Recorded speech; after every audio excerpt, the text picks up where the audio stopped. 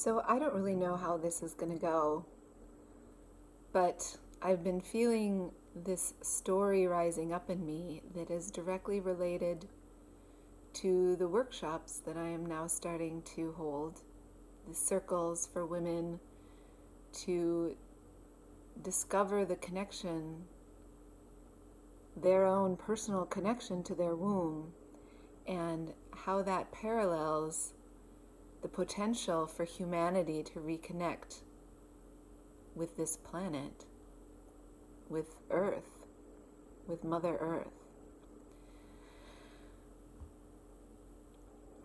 So I've always known that I would be in service in some way. It just was a given. I also knew that I would be using my hands in some way. From a child, I would look at my hands and I knew there was something there, but I didn't know what or how it would manifest. And for most of my life, I have been in the service industry. But in more recent years, I've really felt like it was time to give.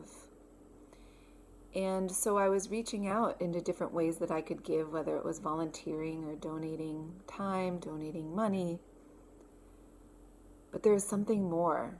There was something more that I knew I needed to bring into this world. I have something, I was carrying something that needed to come out, and I didn't know what it was, and I didn't know how it would manifest, what it would look like.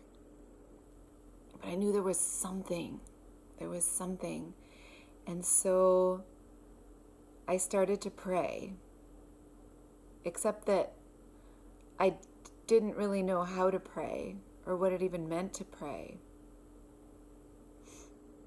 I grew up with prayer in a Jewish home, and it meant a lot to me. The prayers themselves, often in Hebrew, often I didn't know what they meant, and I would read the meaning, and every now and again something would just resonate, especially on Yom Kippur. But most of the time it was the song that touched me in some way, or But my own personal prayer, that was not something I practiced, and I didn't know what it looked like.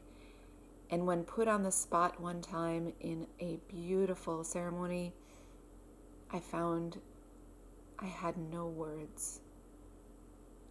And so I prayed for prayer. I prayed to find a way that I could bring my prayer into my words, into my vocabulary, to make it more concrete than just this thing out there that I knew existed.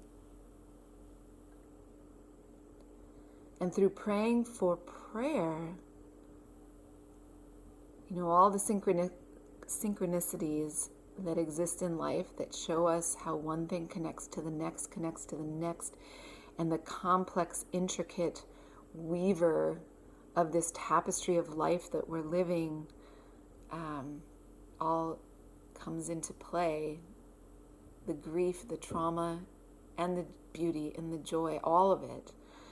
And so the journey to where I am now, starting to dive into this gift of medicine that I am finding in myself to offer, started a few years ago, of course longer ago than that, but I can identify some very specific events that took place.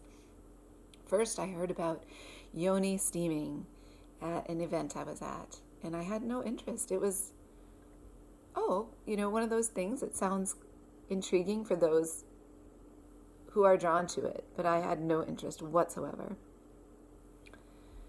And a year later, I found myself deciding to deal with the fibroids that I carry with me. They were getting worse, larger, I can feel them, and they were getting weighty, and heavy in my pelvis.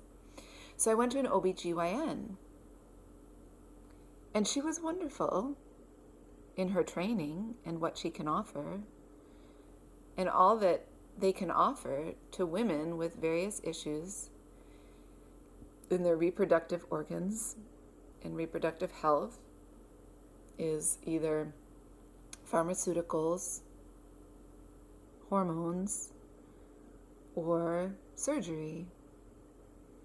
And I actually decided that I would go with surgery. 3 days later, I met some amazing, powerful, empowering women who were talking about what they do with their, they have a natural healing collective for women of color. And they were talking about steaming and how one woman was saying that she herself, through steaming, abdominal massage, and some dietary changes, actually passed her fibroid. It exited her right out her vaginal canal. She gave birth to her fibroid and it was gone. And in that moment, something just shifted for me. And I thought, yes, surgery is still an option. It's still on the table. But this is not an acute situation. My life is not threatened by these fibroids. They're uncomfortable. But why don't I try steaming? So I went home and I went straight down that rabbit hole of looking up every possible website and who's talking about vaginal steaming, yoni steaming, pelvic steaming, whatever they called it. I was looking at these various websites and I came across steamychick.com. There's lots of websites out there that have lots of information. Steamychick.com in particular has a whole training, which is what I've been through and I'm continuing to go through to advance my knowledge in this area. But just to start with, I found out what you needed to do in order to get started, and I went to steam. Within 2 minutes of me kneeling over this beautiful pot of herbs, medicinal gifts from our Mother Earth.